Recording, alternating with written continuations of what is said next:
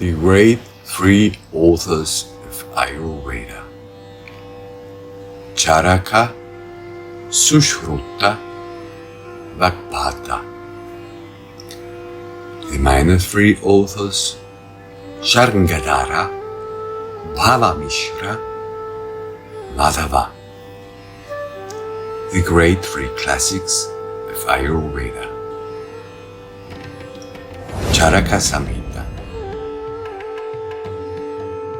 The Charaka Samhita is believed to have arisen around 400 to 200 BC.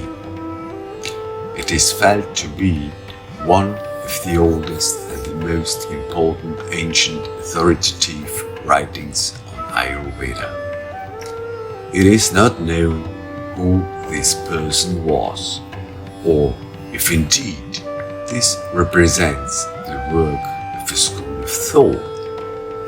It could have been from a group of scholars or followers of a man known as Charaka, or an original composition from a single person named Charaka.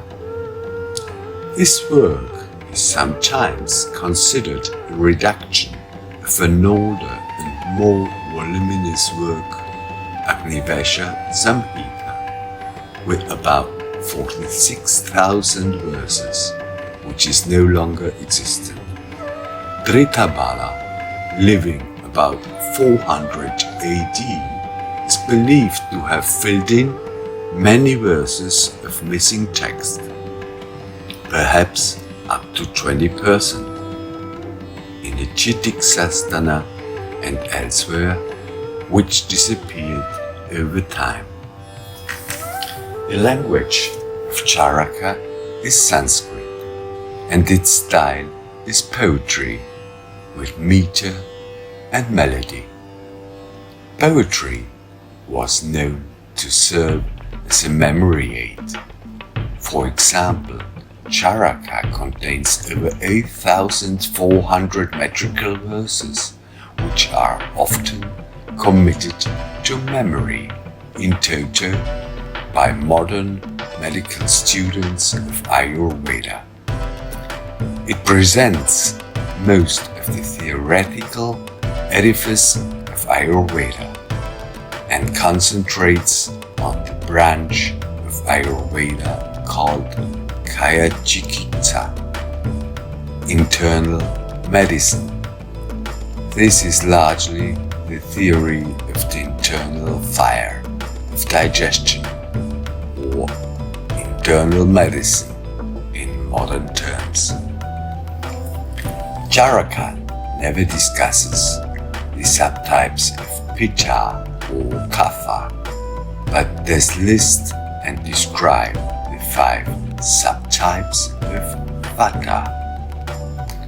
Seen from a greater perspective, this work seems to represent a certain value of consciousness that is different from other works. It gives more discussion about the notion that life is fundamentally a field of intelligence and pure knowledge. This field is self-aware. It is the knower as well as the object of perception, and for Charaka, this is part of what it is to be treated by the physician. Sushruta Samhita. The Sushruta Samhita presents the field of Ayurvedic surgery, Shalya. This branch of medicine arose in part from the exigencies of dealing with the effects of war.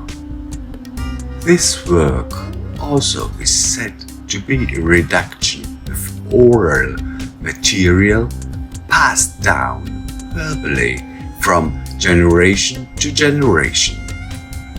It is thought to have arisen about the same time period as the Charaka Samhita, slightly after or before it, according to different authorities. Its style is both prose and poetry, with poetry being the greater portion. The Sushruta Samhita, while dealing with the practice and theory of surgery, is an important source of Ayurvedic aphorism. For example, the most comprehensive and frequently quoted definition of health is from Sushruta. This work is unique in that it discusses blood in terms of the fourth doshic principle. This work is the first to enumerate and discuss the pitta, subdoshas, and the mamas. With its emphasis on pitta, surgery, and blood, this work best represents the transformational value of life. Ashtanga Hridayam and Ashtanga Sangraha. Ashtanga Sangraha and Ashtanga Hridayam are the work of a person named Vakvata. There are two works by a person or two persons with the same name.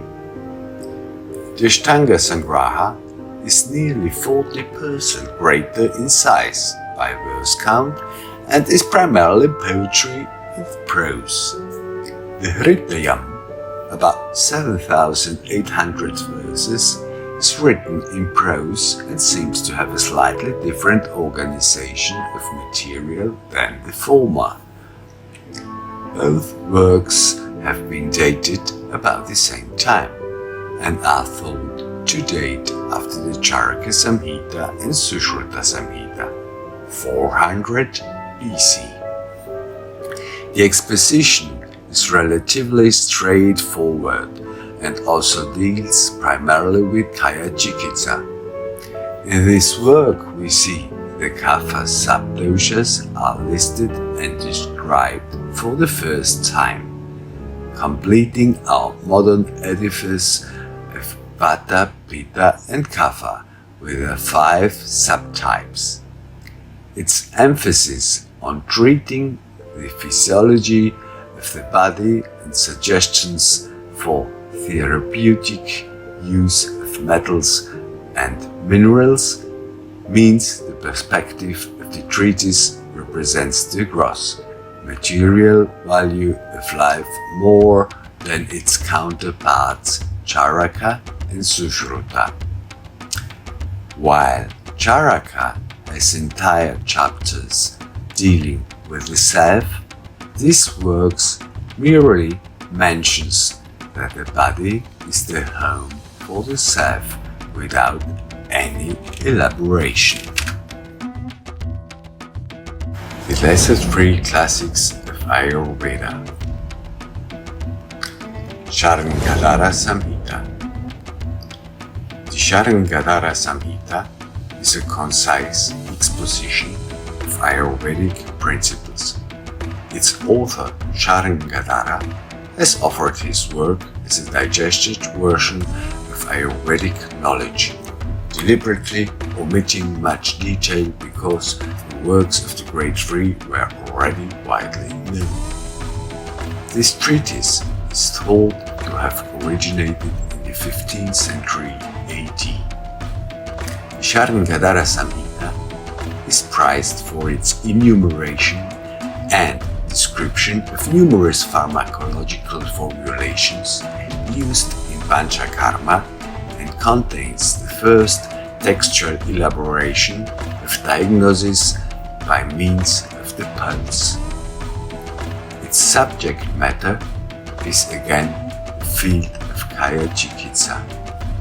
This work is available in Sanskrit language and Devanagari script. Bhava Prakasha.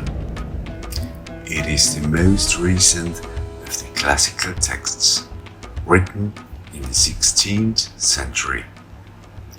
It is a well-organized and compact representation of the earlier classics. There are about 10,268 verses of varying meters.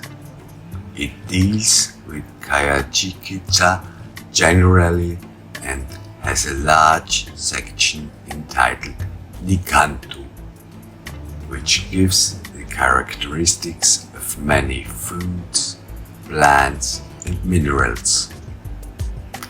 Many of its sutras are direct quotes from earlier writers.